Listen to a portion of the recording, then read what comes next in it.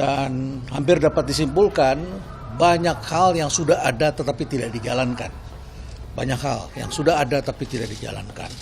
Dan banyak hal kita membenarkan hal-hal yang sebetulnya itu tidak tepat. Ada surat dari Kapolres yang mengatakan, yang meminta agar dilaksanakan sore hari.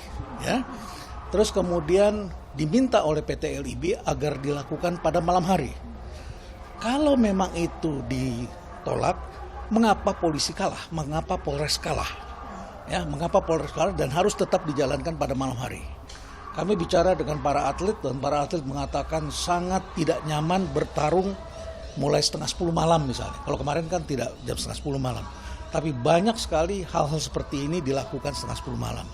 Nah, tadi kami juga mendengar ada yang mengatakan mungkin itu salah satunya adalah mengakomodir, mungkin ya kemungkinan ya, mengakomodir iklan rokok yang baru mulai diizinkan keluar 9:30 malam.